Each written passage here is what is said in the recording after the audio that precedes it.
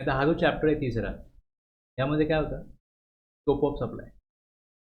आपल्या ॲक्च्युली आपण जे बघितलं लेवी आणि कलेक्शन, याच्यामध्ये सप्लायजवरती ॲक्च्युअल इव्हेंट सप्लाय.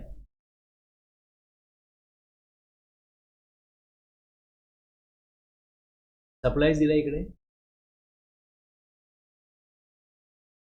तो जीएसटी लागतो, कशाला लागतो, सप्लायजर लागतो. मग सप्लाय काय हे तुम्ही 7 आणि 8ला बघाल तर तुम्हाला कळेल की सप्लायर टाईप म्हणजे सप्लाय म्हणजे काय. तर मी हे घेतलेलं नाही सेक्शन 2, हे घ्यायचे आहेत.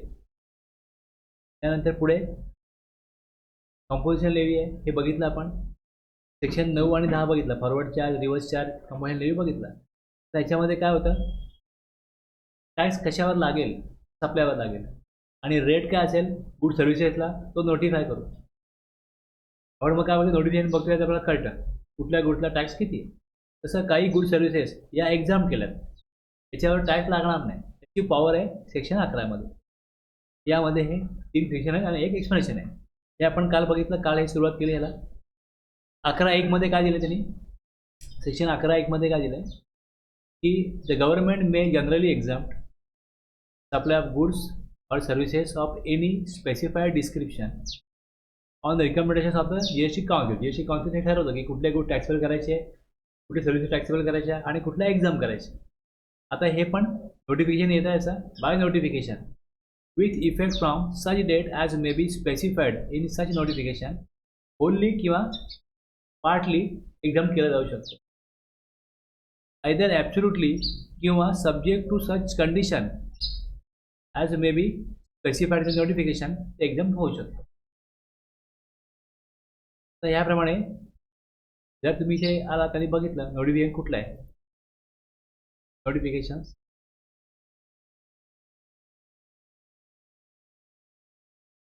ही आपण बघतो.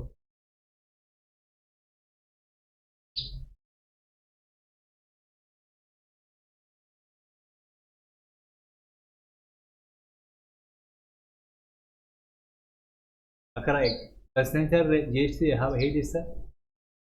आणखीन एक्झाम गुड्स सेक्शन 11 सेक्शन 1ची पॉवर आहे ही. गुड्स कुठल्या एक्झाम करेल इथे यादी आहे.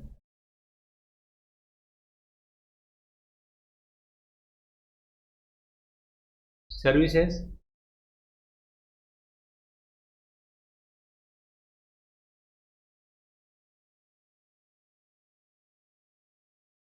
हे 12/2017.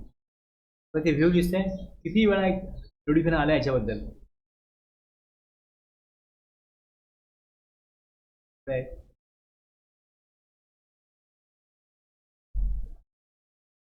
तर हे जर काढलं पहिलं,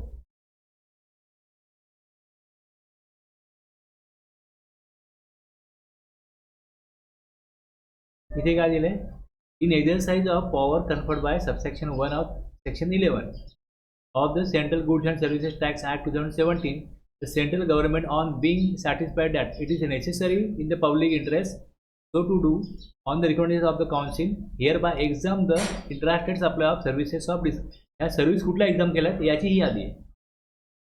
डिस्क्रिप्शन सर्व्हिस दिला इकडे, त्याच्यात चॅप्टर दिलाय आणि कंडिशन काय असेल ते पुढे दिलेली असते.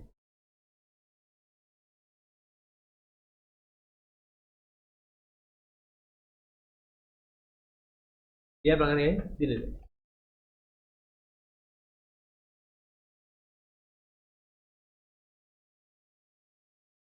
तर पहिल्या नोटिफिकेशनमध्ये एवढ्या सर्व्हिसेस त्याने एक्झाम केल्या.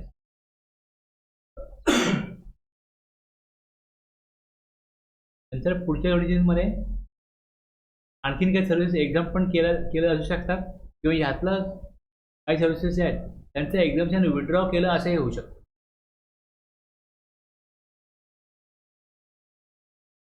तीच यादी आपण इथे खाली घेतली. एक आपण बघितलं जनरल एक्झाम्शन आहे. दुसरं काय असतं की गव्हर्नमेंट स्पेशल ऑर्डर काढू शकते, आणि स्पेशल ऑर्डर काढू पण काही विशिष्ट परिस्थितीमध्ये, काही एक्सेप्शनल केसेसमध्ये, जसं काही भूकंप आला, काय पूर आला, तर काही संस्था आहेत त्या लोकांना मदत करतात. ते जे मदत करतात त्यांच्या गुड सर्व्हिसेस गव्हर्नमेंट एक्झाम करतं त्या स्पेसिफिक परिस्थितीमध्ये, तेव्हा स्पेशल ऑर्डर काढून एक्झाम्शन दिलं जाऊ शकतं. आलं लक्षात. बाकी हे एक्झाम्शन जनरल एक्झाम्शन सगळ्यांना करताय. तुम्हाला ह्याचे नोटिफिकेशन्स लिस्टमध्ये मिळेल. पण स्पेशल ऑर्डर ज्यांना एक्झाम्शन दिलेलं असेल त्यांना ती ऑर्डर दिली जाते. मग ती ऑर्डर ते सप्लायर द्यावं की आम्हाला एक्झाम्शन केलेलं आहे, तुम्ही आम्हाला जे गुड्स सर्व्हिस सप्लाय कराल ते तुम्ही एक्झाम करा. त्याच्याकडे ऑर्डर आहे सरकारची. त्यामुळे त्याची आपल्याला कुठे मिळणार नाही, स्पेशल ऑर्डर कुठे दिसते.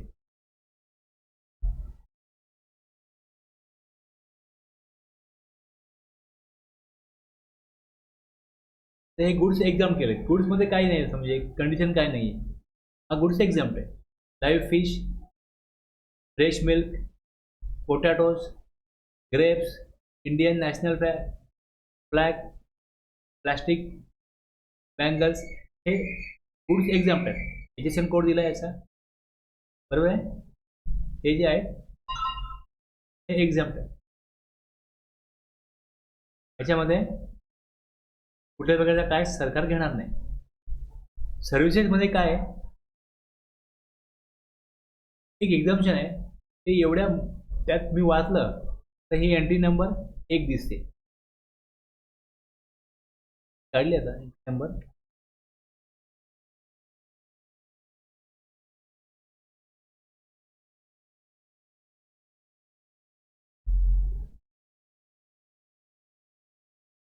Services related to charitable and religious activities हे आपण हेडिंग दिले, कॅटेगरीज केलं. त्या खूप त्यात एंट्री आहेत ना. एंट्री नंबर 1, त्यानंतर एंट्री नंबर 13 त्या एकत्र केल्या सिमिलर कॅटेगरीच्या आणि त्या समजून घेण्याकरता त्या प्रकारे कॅटेगराईज करून त्यात घेतलेले आहे. तर ही तुम्ही बघाल फक्त एवढंच आहे यामध्ये. Services by an entity registered under section 12AA 12AB of the income tax act 1961 by way of charitable activities. एवढंच वाक्य आहे ना. एवढंच वाक्य ना. Services by entity registered under section 12AA of the income tax act 1961 by way of charitable activities. आता charitable activities म्हटलं तिथे तर चॅरिटेबल ॲक्टिव्हिटी म्हणजे काय. तर इथे तुम्ही हे सगळं एंट्रीज दिल्यानंतर याच्या खाली याल दिसते डेफिनेशन्स खाली पण आहे त्याचे.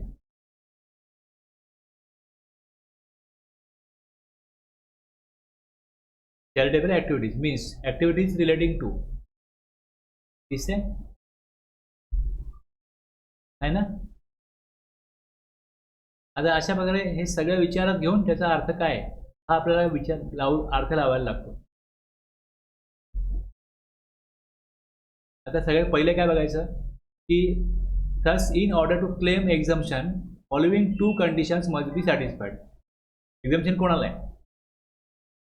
अशी एंटिटी सर्व्हिस प्रोव्हायडर कोण आहे. The entity should be register under section 12AA 12AB of the income tax act. Okay, ती एंटिटी रजिस्टर आहे. त्याच्यामध्ये इन्कम टॅक्सच्या सेक्शन 12AA 12AB मध्ये रजिस्टर आहे.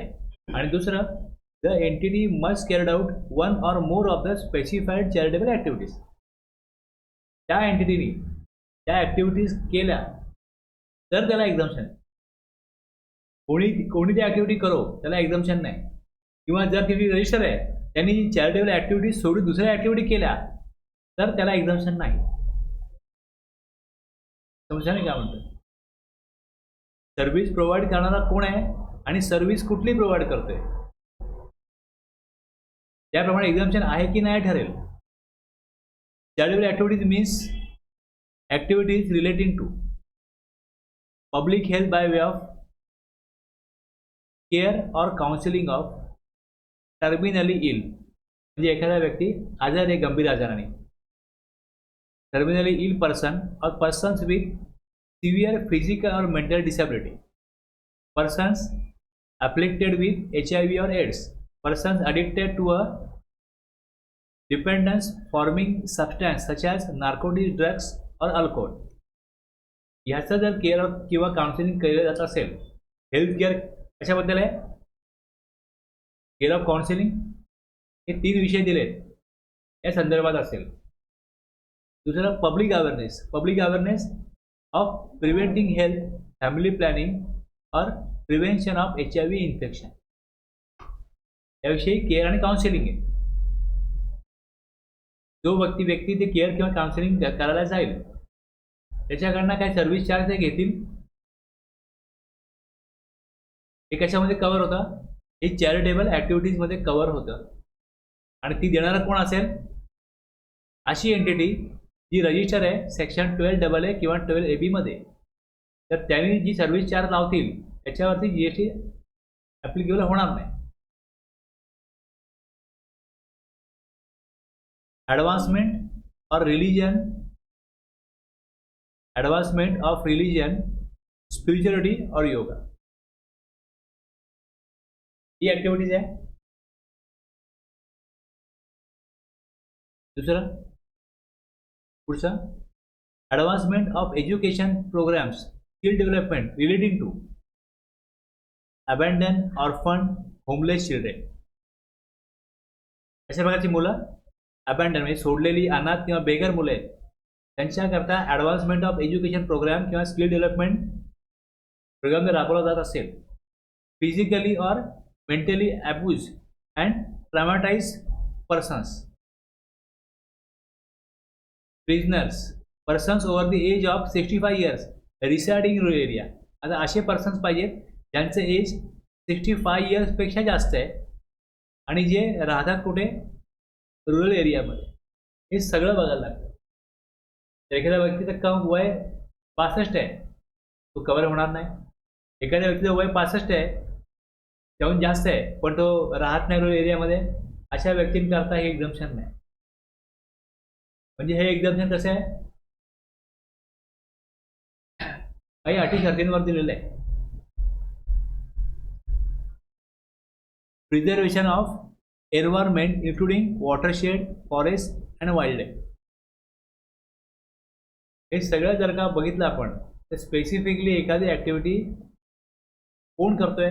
सगळ्यात पहिले हे बघायचं, करणारा रजिस्टर पाहिजे सेक्शन 12AA 12AB मध्ये इन्कम टॅक्स ॲक्टमध्ये. आणि तो त्यांनी स्पेसिफाईड ज्या खाली स्पेसिफाय केल्यात त्या ॲक्टिव्हिटीज, चॅरिटेबल ॲक्टिव्हिटीज या जर करत असेल तर एक्झम्पशन येईल. ते फ्री ऑफ चार्ज करणार नाही, ते चार्जेस घेतात, पण त्या चार्जेसवरती GST लागणार नाही.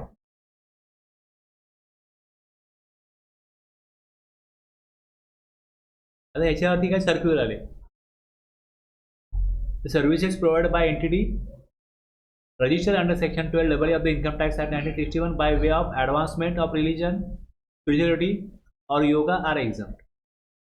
Fee or consideration charged in any other form from participants for participating in a religious, yoga or meditation program or camp meant for advancement of religion, spirituality or yoga shall be exempt.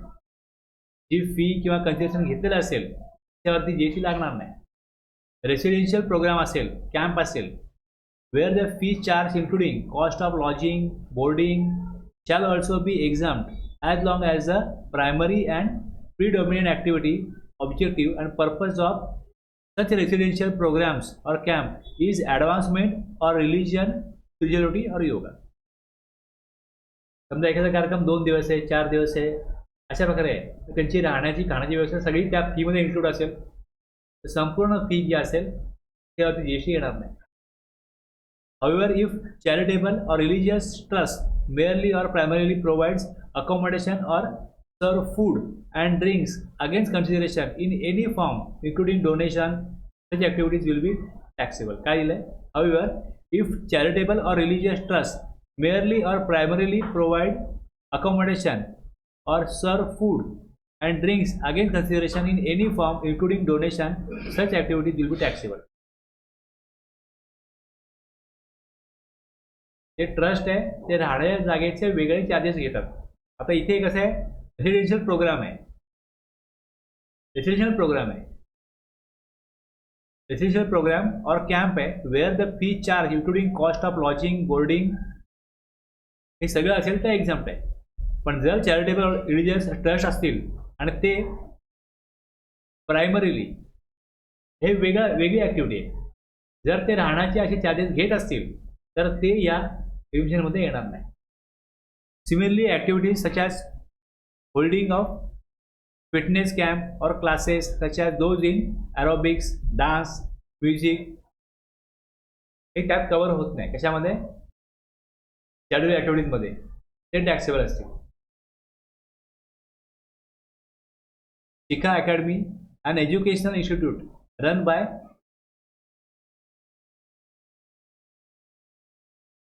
सर्व Seva trust, a charitable trust registered under section 12AB of the Income Tax Act 1961 has organized a skill development program for the old age people over the age of 65 years residing in Bangalore city urban area. एक्झाम्शन नाही मिळणार ना. आता कसं आहे, तुमच्याकडे 100 entry आहे आणि तुमच्याकडे ज्या वेळेस अशी एखादं केस येते तेव्हा तुम्हाला बघायला लागतं ह्याला एक्झाम्शन आहे का. त्यांनी घेतलं एक्झाम्शन, मग ते एक्झाम्शन त्या दिलेल्या आपल्या एंट्रीमध्ये कुठे बसतं, कुठल्या एंट्रीत बसतं. तुम्ही ते बुक बघाल ना, त्यामध्ये अशाच प्रकारचे क्वेश्चन आहेत, फसवे क्वेश्चन आहेत आणि त्यातून तुम्हाला मग कुठे ती एंट्री बघायची ह्याची प्रॅक्टिस होते. आणि तुम्हाला एकदा नव्याने तो लॉ बघायला लागतो, कुठला सेक्शन आहे, कुठलं नोटिफिकेशन आहे, कुठला रूल आहे. ह्या प्रकारे तुम्हाला बघायची सवय लागली, कारण तुम्हाला काम करताना तेच करायचं आहे. एवढं सगळं तर कोणाला पाठ होणार नाही. जो विषय येतो तेव्हा त्या विषयाला तरतूद काय, कुठे आहे, अमेंडमेंट झाली ते किती दिवस झाली आहे, हे आपण वारंवार रेफर करतो. पण जेव्हा तुम्हाला केस येईल तेव्हा तुम्ही बघाल, त्यावेळी तुम्हाला अशा प्रकारच्या ह्या डमी केसेस या दिल्यात, त्या बघितल्या, तर त्यातून तुम्हाला एक प्रॅक्टिस होईल.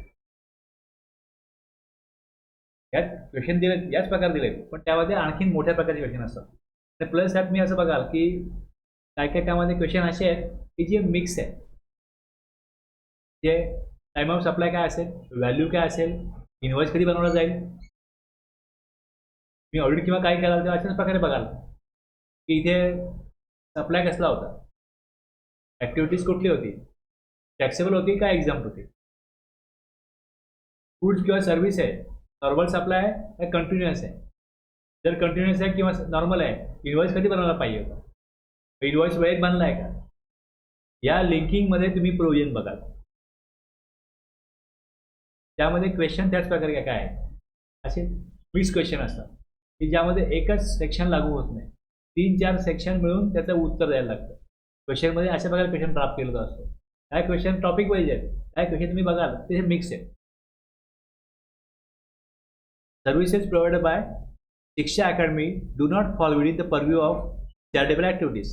The activities relating to advancement of skill development relating to person over the age of 65 years are covered under the definition of charitable activities only when such persons are residing in rural area.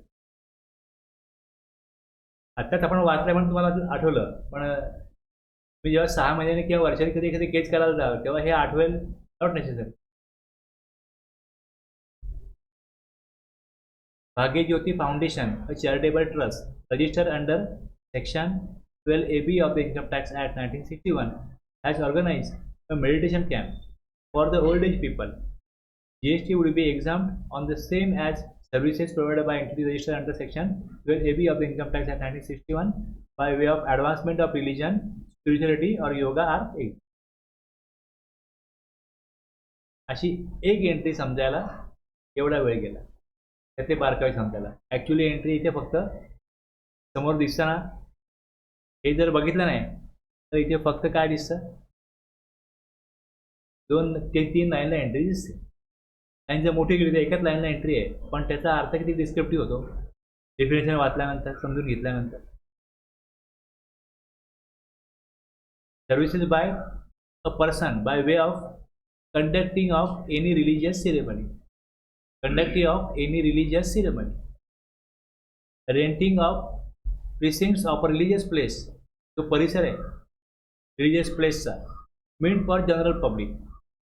आणि general public हे define केलंय, religious place हे पण define केलंय. Okay, exemption कधी आहे, services by a person by way of conduct of any religious ceremony, renting of precincts of a religious space meant for general public, owned or managed by. कोण, आता हे तुम्ही बघाल ह्यानी दिलंय का, ह्यानी केलंय का, services by person by way of renting of जो परिसर आहे रिलिजियस प्लेसचा मेंट फॉर जनरल पब्लिक आहे ओन्ड और मॅनेज बाय कोण आहे an entity register as a charitable or religious trust under section 12A 12AB of the Income Tax Act. Trust or an institution registered under section 1023C 5 of the Income Tax Act. A body or an authority covered under section 1023BBA of the said Income Tax Act are exempt. Activities करणारे कोण आहेत कोणा करतायत हे सगळं लक्षात घेऊन एक्झम्पशन taxable हे आपल्याला समजतं हे विचारात घेऊन however nothing in entry B आहे of this exemption shall apply to renting of room where charges are 1000 or more per day म्हणजे पर डे जर 999 रुपयापर्यंत चार्ज असेल तर एक्झाम्ट असेल 1000 किंवा त्याहून जास्त चार्ज झाला तर renting of rooms where charges are ₹1000 or more per day renting of premises community hall Kalyana Mandapam or open area and the like where charges are 10,000 or more per day. मोठा हॉल असेल समजा एखाद्या गावातील लोक गेले 100-200 लोक असतील यात्रेकरता गेले तिथे राहिले बरोबर रिलिजियस प्लेसला गेले religious place means a place which is primarily meant for conduct of prayers or worship pertaining to a religion meditation or spirituality पंढरपूरची वारी आहे लोक गेले एका हॉलमध्ये राहिले तर इथे राहत आहेत तो हॉल कोणाचा आहे entity register as a charitable trust म्हणजे ह्या 2 सेक्शनमध्ये रजिस्टर आहे ती एंटिटी किंवा ट्रस्ट आहे जे रजिस्टर आहे अंडर सेक्शन किंवा बॉडी किंवा अथॉरिटी रजिस्टर आहे ह्याच्यामधला असेल तर त्यांच्या हॉलमध्ये 10,000 पेक्षा कमी जर का रेंट असेल त्या हॉलचं तर त्यावरती जीएसटी येणार नाही रेंटिंग ऑफ शॉप और अदर प्लेसेस और बिझनेस और कॉमर्स वेअर चार्जेस आर ₹10,000 और मोर पर मंथ ते पर मंथ आहे इकडे जेव्हा 10,000 दिले तेव्हा इकडे 9,999 पर्यंत एक्झम्पशन आहे त्याच्या वरची अमाऊंट आहे okay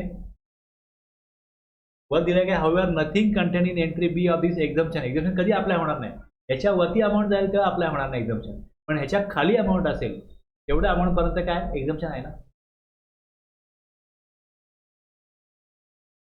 general public means the body of people at large sufficiently defined by some common quality of people or impersonal nature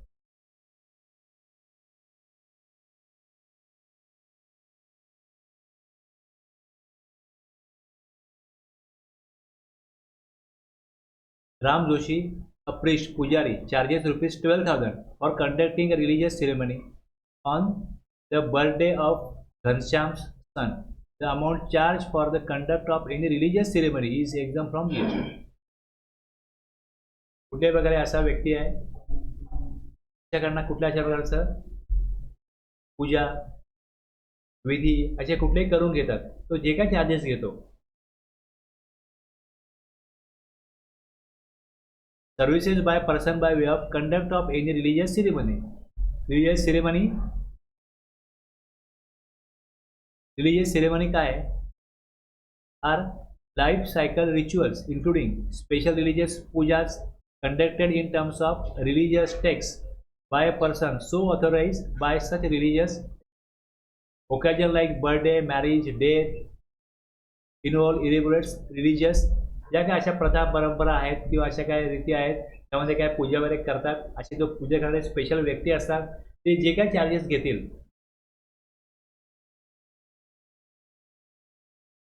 वेगवेगळ्या धर्मामध्ये वेगवेगळ्या प्रकारच्या अशा काय आहेत ते लोक जे काय फीज चार्ज करतात ते सगळं एक्झाम केलेलं आहे हे चार्जेस.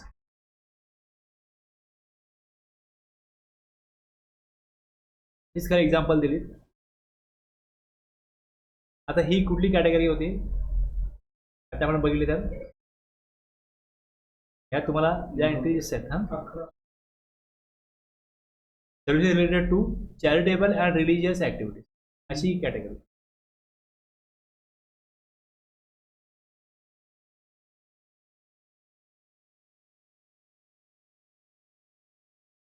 हे बघा तुम्ही असंच. ठीक आहे, फक्त कसं समजून घ्यायचं हे तुम्हाला मी सांगतोय. Services by way of training और कोचिंग इन. ट्रेनिंग आणि कोचिंग आहे का? Services by way of training और कोचिंग इन रिक्रिएशनल ॲक्टिव्हिटीज. आता recreational activities relating to arts और कल्चर बाय अन इंडिव्हिज्युअल. आता रिक्रिएशनल ॲक्टिव्हिटीज कुठे डिफाईन केलं का खाली? तर नाही डिफाईन केलं मग तुम्हाला डिक्शनरी मिनिंग घ्यायला लागतं की रिक्रिएशनल ॲक्टिव्हिटी म्हणजे काय. ओके, तुम्ही काय असं खेळत असाल, म्युझिक ऐकत असाल, गाणं बोलत असाल, ड्रॉइंग काढत असाल, ते तुम्हाला असं वाटतं की आपलं माइंड जरा फ्रेश झालं, चला बरं वाटलं. रिक्रिएशन ॲक्टिव्हिटीज म्हणजे काय की recreation refers to all those activities that people choose to do to refresh their bodies and mind and make their जो मोकळा वेळ आहे leisure time more interesting and enjoyable. Example of recreational activities are walking, swimming, meditation, reading, playing games and dancing. Okay, अशा recreational activities relating to arts किंवा culture असेल आणि तो कोण देतोय? कोचिंग, ट्रेनिंग किंवा कोचिंग इंडिव्हिज्युअल देतोय. पार्टनरशिप फर्म किंवा कंपनी असेल तर एक्झाम्पशन. ओके, ट्रेनिंग आणि कोचिंग आहे आणि आर्ट्स किंवा कल्चर रिक्रिएशनल ॲक्टिव्हिटीज देणारा बाय इंडिव्हिज्युअल आहे. स्पोर्ट्स बाय चॅरिटेबल एंटिटीज आहे. Register under section 12AA 12AB of income tax act आहे.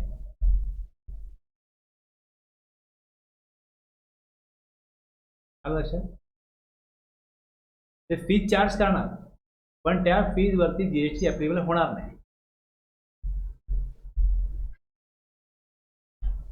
Agricultural related services. Services by way of loading, unloading, packing, storage or warehousing of rice. Rice काय करायचं आहे? Load करायचं आहे, unload करायचं आहे, या गाडीमध्ये भरला जाईल, बरोबर आहे ना, उतरवला जाईल, पॅक केला जाईल, स्टोअर केला जाईल, वेअर हाऊसिंग ऑफ राईस ही सर्व्हिस असेल.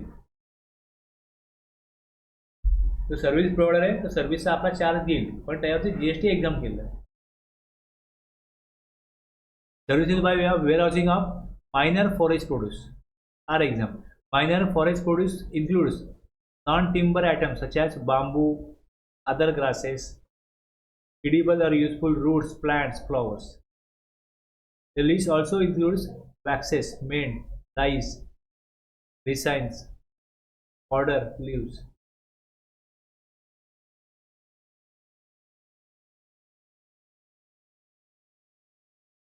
तर ह्यामध्ये अमेंडमेंट झाली पुढच्या एंट्रीमध्ये बघा 18/7/2022 अमेंडमेंट झाली की services by way of storage, warehousing of cereals, pulses, fruits, nuts, vegetables, spices, copra, sugar cane, jaggery हे म्हणजे तृणधान्ये, कडधान्ये, फळे, काजू, भाज्या, मसाले, सुके खोबरे, ऊस, गूळ,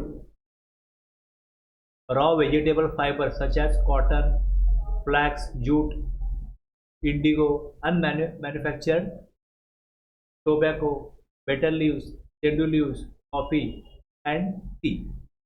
याचं काय होतं? सर्व्हिसेस कसल्या? Storage and warehousing of. ह्यातून त्यांनी 18/7/2022 पासून हे सगळं वगळलं, काढून टाकलं. Services by way of storage, warehousing of cereals, pulses, fruit, vegetables एवढंच एकदम ठेवलं.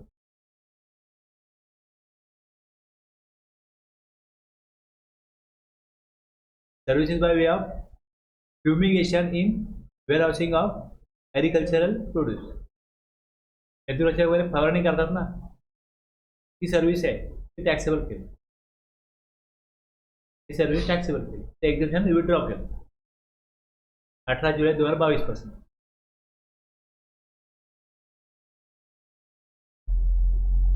अशा यामध्ये बऱ्याच एंट्री आहेत.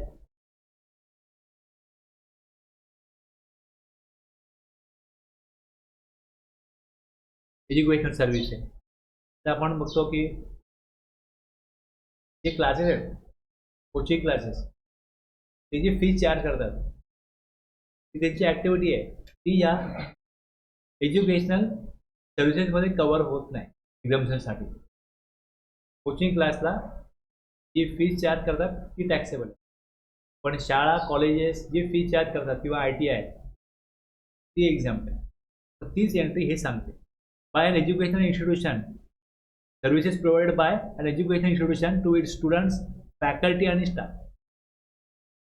सर्व्हिस प्रोव्हायडर कोण आहे? Service provided by an educational institution to its student, faculty आणि staff by education institution by way of conduct of entrance exam against consideration in the form of entrance fee. Entrance फीवरती पण GST लागणार नाही. To an education institution by way of, इथे by आहे, इथे to आहे.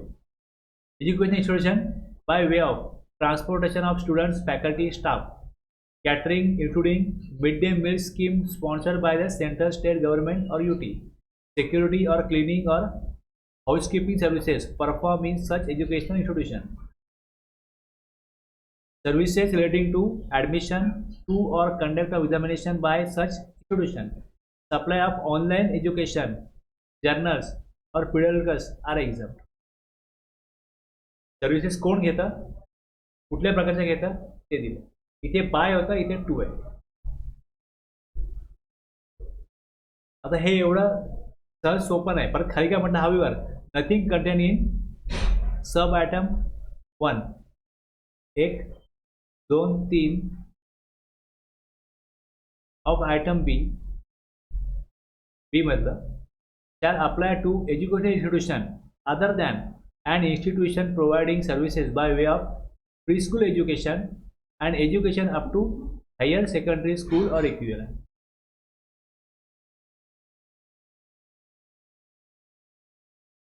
काय अर्थ काय होतो? आता हे जे दिलंय हे खाली येऊन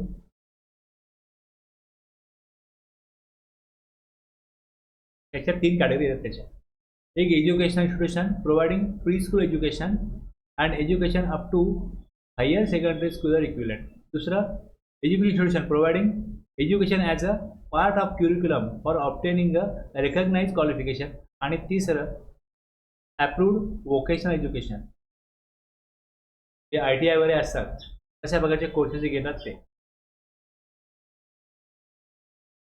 आता इकडे इनपुट सर्व्हिसेस कुठल्या आहेत, कोणाकरता हे दिलंय. ओके, इनपुट सर्व्हिसेस ते घेतील ह्या कॅटेगरीमध्ये ट्रान्सपोर्टेशन ऑफ स्टुडंट, फॅकल्टी आणि staff, category including any mid day meals, security or cleaning of housekeeping services perform in such institution. ह्या सर्व्हिसेस जर घेतल्या जात असतील, ॲडमिशन टू और conduct of examination of such institution, ह्या सर्व्हिसेस त्यांनी घेतल्या, ह्या इनपुट सर्व्हिसेस ह्या एक्झाम्पल आहेत. ह्या दुसरीकडे काय म्हटलंय, या 2 सर्व्हिसेस इकडे ऑनलाईन नाही आहे. Pre school and education up to higher secondary म्हणजे 1ली ते 12वी समजा असेल, यांना ऑनलाईन एक्झाम्पशन नाही आहे सर्व्हिस घेतली तर. आणि ह्याच्या पुढे service related to admission to और कंडक्ट ऑफ एक्झामिनेशन आणि supply of online educational journal आणि प्रोडक्ट्स हे एक्झाम.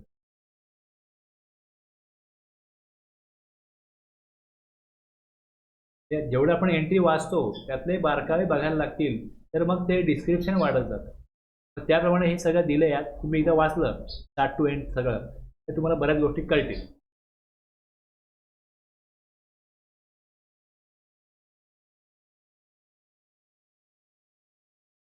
हेल्थकेअर सर्व्हिस आहे, हेल्थकेअर सर्व्हिस. आता हेल्थकेअर सर्व्हिसमध्ये services by veterinary clinic in relation to public care of animal or birds for example. प्राण्यांचं काही चिकित्सा केली जाईल, जे चार्जेस असतील त्याच्यावर GST येणार नाही. दुसरा, services by way of health care service by clinical establishment. आता clinical establishment means hospital, nursing home, clinic, sanatorium or any other institution by whatever name called that offers services or facilities requiring diagnostics, requiring diagnosis or treatment or care of illness. जो आजारी पडण्याच्या इलाज केला जातो. Injury, deformity, abnormality or pregnancy in any recognized system of medicine in India or place established as an independent entity or part of an establishment to carry out diagnostic or investigative services of disease. आता हे जेव्हा आपण ही entry वाचतो तेव्हा इथे services, health care services by clinical establishment आहे, medical practitioner आहे, paramedics आहे, हे शब्द आले तर त्याचा अर्थ खाली परत दिला आहे. क्लिनिकल एस्टॅब्लिशमेंट काय, ऑथोराइज मेडिकल प्रॅक्टिशनर म्हणजे काय, पॅरामेडिक्स काय, health care service means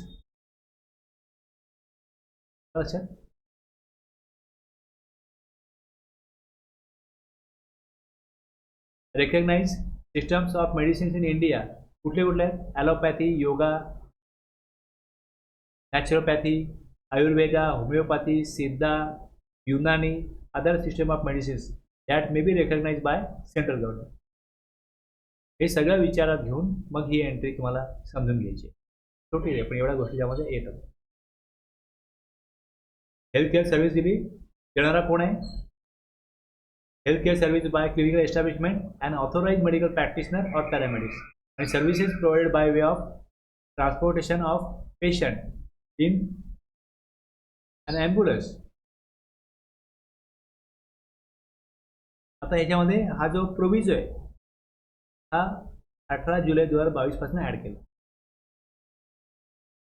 एक्झम्पशन however काय म्हटलं, provided nothing in this entry shall apply to the service provided by a clinical establishment by way of providing room having room charges exceeding ₹5,000 per day to a person receiving health care service. एखाद्या माणूस हॉस्पिटलमध्ये दाखल झाला, एका रूममध्ये राहतो, VIP room असतात काय हॉटेलपेक्षा पण बेटर VIP रूम हॉस्पिटलमध्ये असतात मोठ्या मोठ्या, आणि त्याचं पर डे भाडं 5,000च्या वरती असतं. इथे कोण जाऊन राहत असेल? आणि अदर दॅन काय म्हटलंय, other than intensive care unit, ICU नाही आहे, तो त्याला गंभीर आजार नाही कुठलाच, ICU नाही आहे किंवा क्रिटिकल केअर युनिट नाही आहे, इंटेन्सिव्ह कार्डियक केअर युनिट नाही आहे ICCU, निओनॅटल इंटेन्सिव्ह केअर युनिट नाही आहे NICU, कुठलाही गंभीर आजार नाही आहे. असा व्यक्ती, आता मला जे काय लोक माहिती आहे त्यांना जरा काय त्रास झाला, एका माणसाने तर त्याला हा त्रास होतो, ॲडमिट व्हायला लागतं, पण त्याने हॉस्पिटलच्या समोर भाड्याने एका फ्लॅटमध्ये घर घेतलं. त्याला काय वाटलं, लगेच तो लिफ्टमधनं उतरतो, हॉस्पिटलमध्ये जातो, मला ॲडमिट करा. पण काय झालं तुला? मला कसं तरी होते, मला ॲडमिट करा. मग त्याला 4 दिवस ॲडमिट होतो. एका रूम, त्याला एक स्पेशल रूम दिला जातो, त्या रूमचं 7 ते 8 हजार भाडं तो भरतो. तिकडे तो 8 दिवस राहतो. 1,00,000-2 लाख रुपये बिल होतं, त्याला काही झालेलं नसतं. मग त्याला बरं वाटतं, हा ओके काय मिळालं आपल्याला, मग तो घरी जातो. असे बरेच लोक आहेत. हां, त्यांना असं अनसिक्युअर फिलिंग होतं, मग त्यांना त्रास व्हायला लागतो, मानसिक त्रास व्हायला लागतो, मग जाऊन ते ॲडमिट होतात. पैसे आहेत त्यांच्याकडे, काय प्रॉब्लेम नाही, काय करोड रुपये त्यांच्याकडे पडलेले आहेत. अशा लोकांना हेल्थ केअर युनिट 4-5 हजार भाडं लावत असतील तर मग त्याच्यावर GST काय घेऊ नये अशा लोकांकडनं. त्याला कुठलाही क्रिटिकल इलनेस नाही आहे.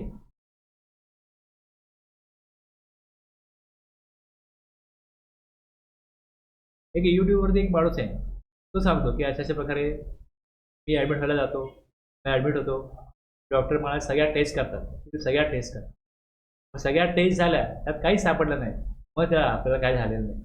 मग तितक्या वेळ ते करायचं काय, म्हणजे ते बघायला TV आहे, मग त्या मित्रांना कळवतो की मी ॲडमिट झालो आहे, मग मित्र येतात, मग ते गप्पा मारतात,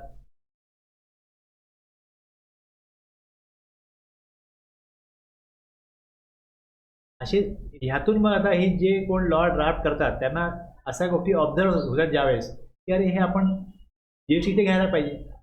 म्हणून त्यातून मग ही अमेंडमेंट आली की असे जे श्रीमंत लोक आहेत त्याच्याकडे खूप पैसा आहे आणि त्यांना कुठला असा गंभीर आजार नाही आहे, नॉर्मल रूममध्ये ते राहतात, सगळ्या टेस्ट वगैरे त्यांच्या केल्या जातात, त्यांना ऑब्झर्वेशनमध्ये ठेवलं जातं आणि ते 5 स्टार हॉटेलमध्ये राहिल्याप्रमाणे तिथे ते लाईफ एन्जॉय करतात. त्यांना जेवण वगैरे पण चांगलं दिलं तर ऑर्डर करणार.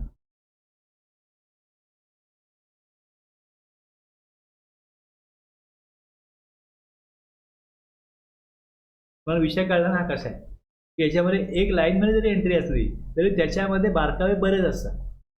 म्हणजे जर का तुम्ही बघाल की डिटेलमध्ये हा टॉपिक शिकवायला गेलो ना एक एक पॉईंट वाईज तर 8 तास 10 तास हे सगळं व्यवस्थित सांगायला लागते. डिटेलमध्ये एक एक पॉईंट सांगायला म्हटलं तर याला 8-10 तास लागते. मी थोडं फास्ट जरी शिकवलं तरी पण मी अगोदर एकदा घेतलं सगळं असं तर मला साधारण 6 तास लागले थोडं सांगायला व्यवस्थित. म्हणजे या डेफिनेशन्स त्याचा अर्थ त्याची काय एक्झाम्पल्स असं घेत जर गेलो, एक्झाम्पल पण त्यावेळी जास्त घेतली तर आणखीन वेळ वाढतो. पण फक्त एंट्री जरी एक्सप्लेन करायला गेलो तरी पण त्याला बराच वेळ लागतो. 100 एंट्री आहेत बोलल्यावर तेवढा वेळ लागणं साहजिक आहे.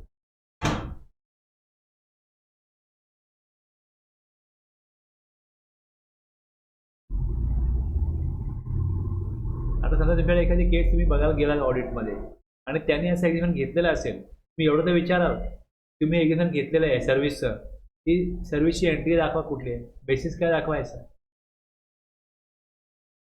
त्यांना कोणतरी ॲडव्हान्स केला असेल की इथे आपलं एक्झाम्शन आहे, तुम्ही एवढं तर विचाराल. पण सगळ्या गोष्टी तुम्हाला माहिती असायला पाहिजे गरजेचं नाही. पण हे एक्झामिशन कुठनं आलंय, त्याचे नोटिफिकेशन काय, त्याचा एंट्री नंबर काय, मग त्या एंट्रीप्रमाणे तुम्ही मग चेक करू शकता की ते एक्झामिशन त्यांनी बरोबर घेतलं की नाही घेतलं. टॅक्स दिल्याने काही प्रॉब्लेम नाही, पण जेव्हा एक्झाम्शन घेतलेलं असेल तेव्हा एक्झाम्शन बरोबर आहे की नाही.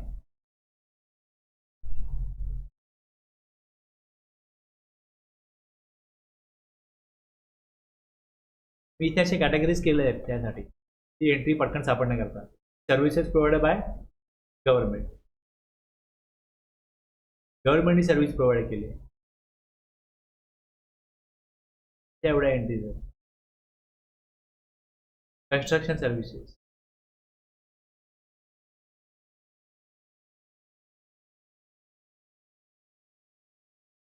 पॅसेंजर ट्रान्सपोर्ट सर्व्हिसेस,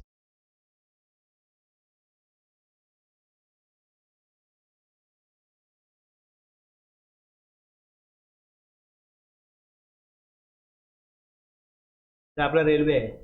रेल्वेमध्ये काय, railway in class other than first class air condition coach, GST लागत नाही. पण फर्स्ट क्लास आणि एअर कंडिशन कोच आहे त्यावर जीएसटी लागतो. मेट्रो, मोनोरेल, ट्रामवे हे एक्झाम्पल आहे. इनलँड वॉटरवे एक्झाम्पल आहे. Public transport other than predominantly for tourism purpose, special असं व्हेकल केलं तर त्यावर जीएसटी येतो.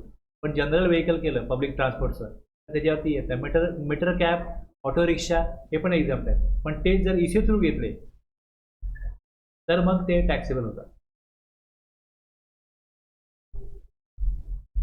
गुड्स ट्रान्सपोर्ट सर्व्हिस, आता गुड्स ट्रान्सपोर्ट सर्व्हिस आहे, services by way of transportation of goods आहे.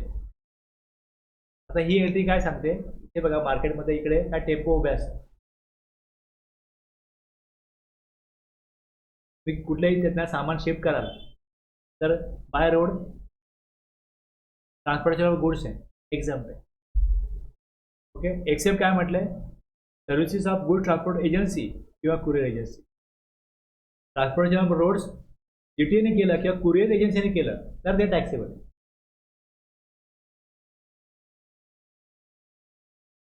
हा टेम्पो जो ट्रान्सपोर्ट सर्व्हिस देतो आणि जीटी यात फरक काय. जीटीला डिफाईन केलं आहे की गुड ट्रान्सपोर्ट एजन्सी मीन्स जो कन्साइनमेंट इश्यू करतो तो जीटी आहे. हे जे टेम्पो ओनर आहेत हे कुठल्याही प्रकारचं कन्साइनमेंट इश्यू करत नाही. आलं सर, कन्साइनमेंट इश्यू नाही करत ते. टेम्पो उभा आहे, एवढं एवढं सामान आहे, हे इथे घेऊन चला, ते घेऊन जातील तुमचं. कुठलेही डॉक्युमेंट इश्यू करत नाही. त्यांची सर्व्हिस जी आहे bye road transportation of goods ती एक्झाम्प्ट आहे. पण GT असेल तर त्याची सर्व्हिस टॅक्सेबल.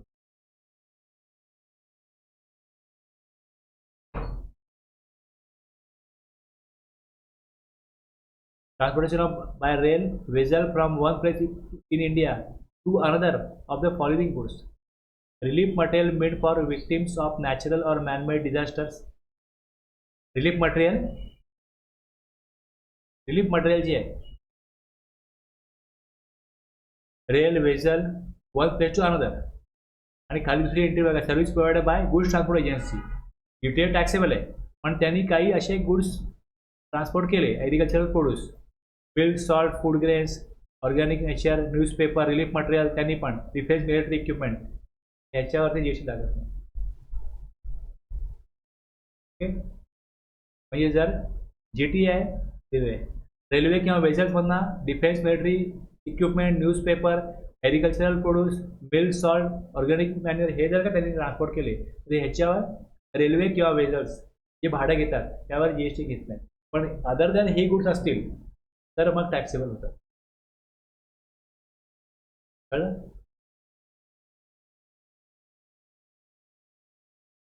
ब्रेक घेऊया.